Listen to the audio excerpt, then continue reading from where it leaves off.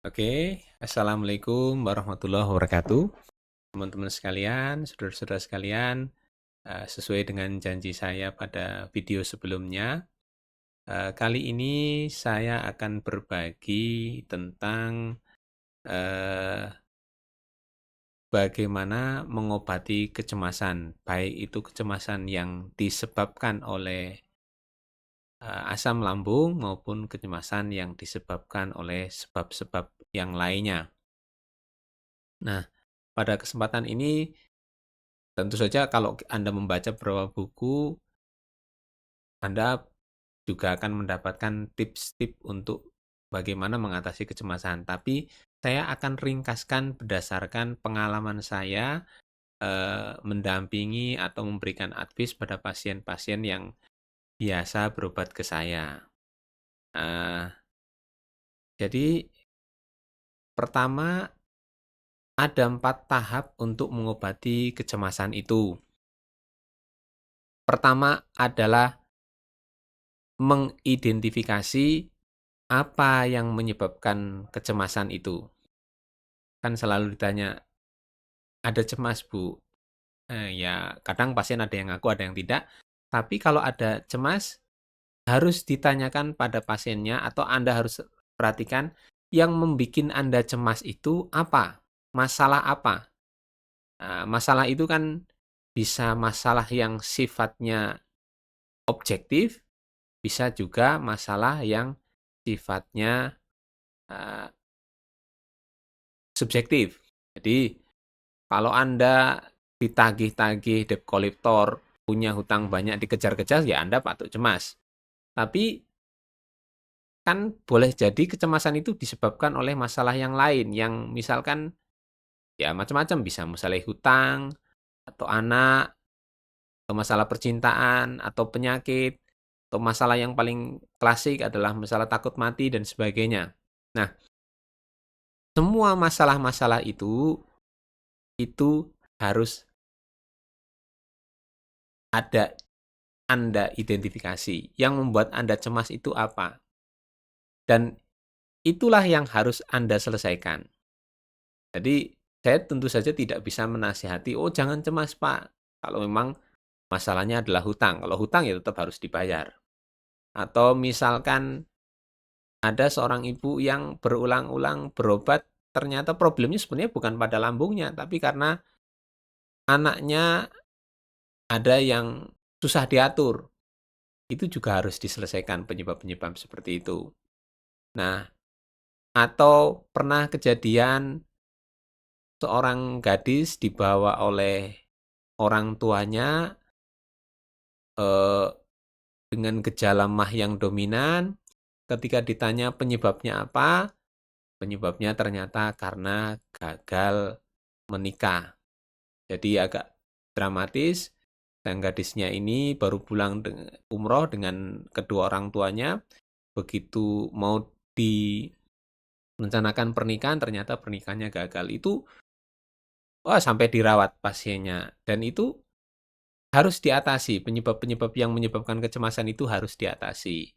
Atau yang paling klasik, misalkan masalah penyakitnya. Ketika ditanyakan pada pasiennya, apa yang menyebabkan kecemasan? Mereka merasa, "Lah, penyakit saya inilah yang Dok yang menyebabkan kecemasan. Kenapa tidak sembuh-sembuh?" Nah, tentu saja untuk yang penyakitnya ini dokter harus menjelaskan dengan baik, sesuai dengan pemahaman pasiennya, apa sebenarnya penyakit pasien dan apakah obat-obatnya dan bagaimana rencana pengobatannya dan kapan kira-kira penyakit ini bisa membaik atau sembuh. Yang terakhir misalkan masalah, klasik takut mati. Nah, kecemasan kepada kematian ini yang biasanya juga sering dikeluhkan oleh pasien-pasien yang menderita lambung atau kecemasan itu. Eee, Tentu saja misalkan nanti pada eee, yang kedua, mengenai bagaimana membiasakan pola pikir yang sehat, akan dijelaskan bagaimana membelokkan pikiran negatif itu pada kemungkinan yang positif. Jadi saya ambil contohnya misalkan tentang, eee, takut mati misalkan. Sering saya nasihatkan kepada pasien-pasien yang mengalami ketakutan berlebihan pada kematian itu, pertama, ya sebenarnya semua orang sebenarnya takut mati. Tapi orang juga harus menyadari bahwa tidak ada satupun di bawah langit yang bermentari ini anak Adam yang hidup abadi. Seberapapun panjang umurnya, bakalnya orang bakal mati. Jadi, ketakutan akan kematian itu juga harusnya misalkan harus disapi, harus objektif. Jadi sering kalau pasiennya itu berobat, misalkan itu sering saya cubit mereka, saya tanya ketika dicubit, "Sakit, Bu?" "Sakit." "Nah, kenapa sakit?" "Ya karena dicubit," kata kata pasiennya misalkan. Saya bilang, "Oh enggak, Bu. Anda itu sakit karena Anda masih hidup. Kalau sudah mati, Anda tidak akan merasakan sakit. Jadi selama Anda masih sakit, masih merasakan perasaan-perasaan itu, artinya Anda masih hidup." Dan tidak ada sikap yang lebih bagus ketika Anda masih hidup, kecuali dengan mensyukuri hidup itu.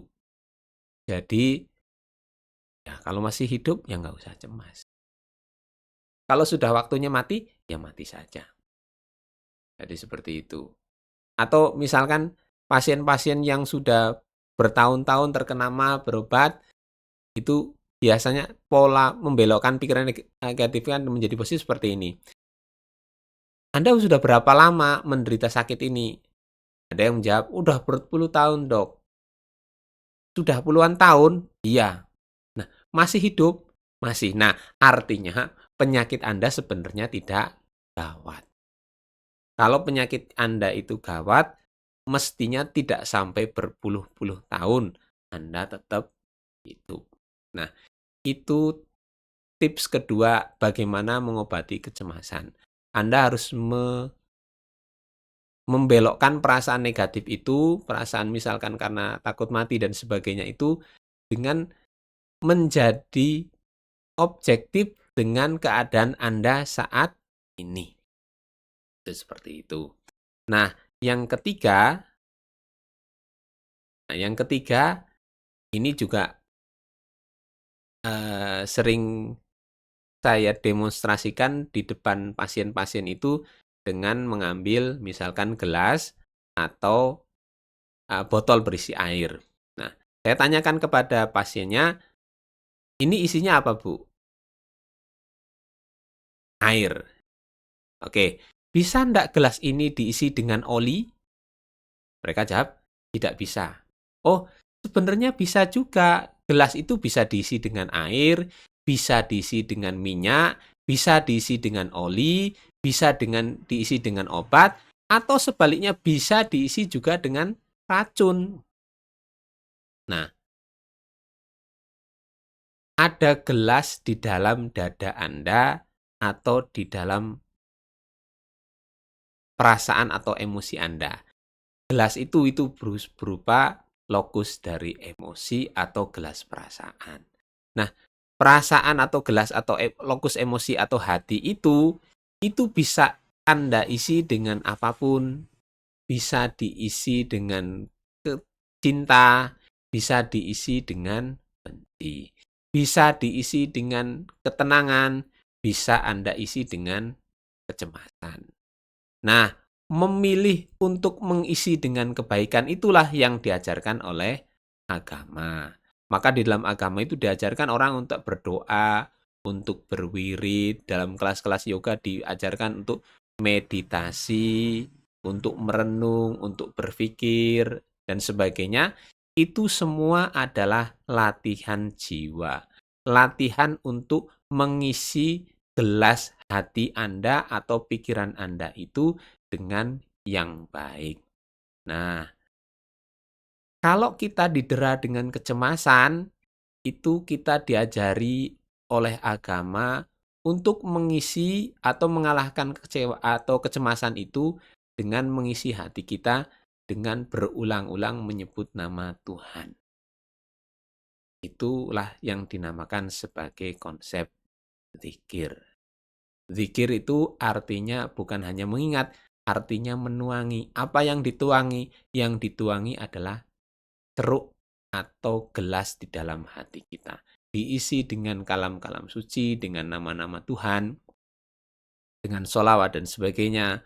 Pada orang yang beragama Islam dilakukan seperti itu. Pada orang yang beragama, kalau Anda beragama Kristen atau yang lain, Anda juga mencoba latihan-latihan jiwa itu sesuai dengan keyakinan. Ada yang pakai membaca rosario, ada yang membaca doa Bapa Kami, ada yang melakukan meditasi, praktek hening dan sebagainya. Itu adalah latihan jiwa untuk mengenyahkan kecemasan dan mendapatkan. Nah, dari 3 itu, sekarang yang terakhir adalah memberi perut dengan yang baik supaya batin menjadi sehat dan tenang.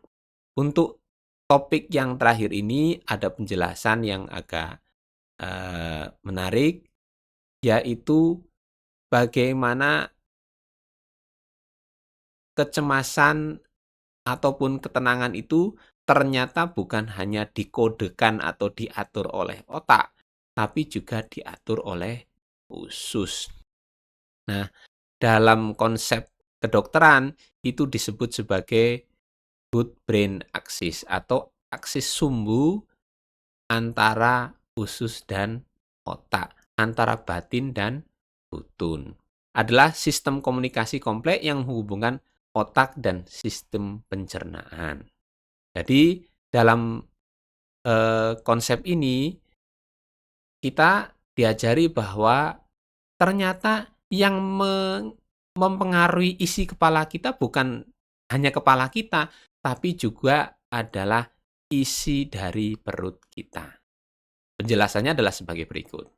Pertama, usus kita itu dihuni oleh mikrobiota usus atau mikrobiom. Nah, mikrobiota usus atau mikrobiom inilah yang memproduksi neurotransmitter atau zat-zat tertentu yang disebut sebagai serotonin. Nah, serotonin ini yang fungsinya ketika di sistem saraf otak maupun di sistem saraf pusat itu meregulasi atau mengatur suasana hati menjadi mood-nya baik atau sebaliknya mood-nya cemas. Nah, ternyata 80-90% produksi serotonin itu bukan di otak, tapi sebaliknya adalah di usus. Makanya orang-orang dulu, orang-orang mbah-mbah kita dulu atau kakek-kakek kita dulu mengajarkan bahwa urusi dulu perutmu, beresin dulu butunmu. Nah, kalau perutmu sudah beres, baru otakmu akan beres, batinmu akan tenang. Karena apa yang masuk ke dalam usus itu atau diet itu akan mempengaruhi komposisi dari mikrobiota usus. Dan itu mempengaruhi produksi serotonin. Makanan yang tidak sehat itu membuat mikrobiota usus tidak sehat. Kalau mikrobiotanya tidak sehat, komposisinya itu tidak seimbang, menyebabkan neurotransmitternya yang diproduksi kurang.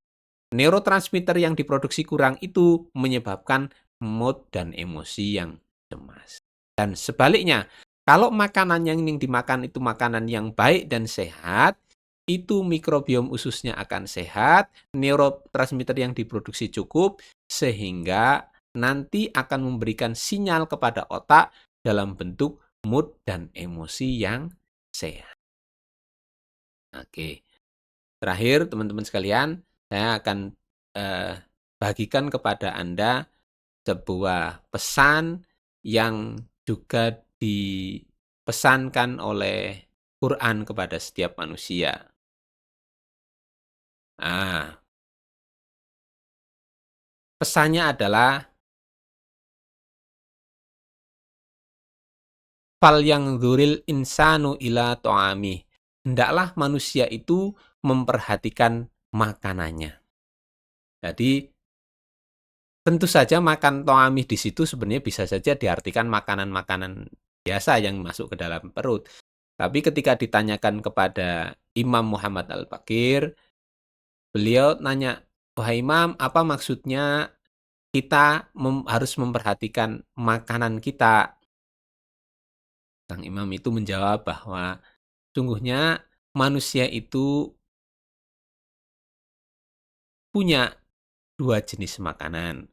Makanan yang pertama adalah yang dimakan oleh mulut, mempengaruhi badan, dan makanan yang kedua yang diasup oleh telinga, oleh pendengaran, oleh pikiran yang mempengaruhi pikiran dan perasaan. Nah, perhatikan pada manusia itu perhatikan apa yang masuk ke badan kita dan apa yang masuk ke pikiran kita. Hanya pilihlah yang baik-baik atau yang sehat, yang bergizi, yang masuk ke perut kita, sekaligus juga hanya yang baik-baik yang kita baca, yang kita dengar, yang kita rasakan. Karena dari dua itu, makanan yang baik dan pikiran yang baik, kita semua bisa memberi makanan yang lebih hebat kepada roh kita. Imam Ali mengajarkan makanan yang baik itu nutrisi bagi badan, sementara memberi makan kepada orang lain adalah nutrisi bagi roh. Jadi ada penelitian dari Dr. Stephen Post. Beliau menulis buku Why Good Thing Happen to Good People. Kenapa hal-hal baik terjadi kepada orang yang baik. Nah, salah satunya untuk mengatasi kecemasan yang paling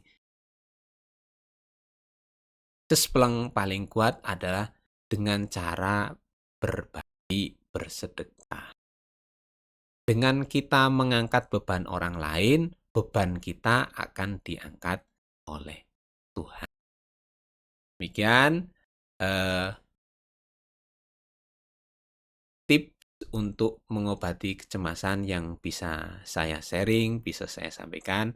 Moga-moga membawa manfaat bagi kita, bagi saya, bagi Anda sekalian. Assalamualaikum warahmatullahi wabarakatuh.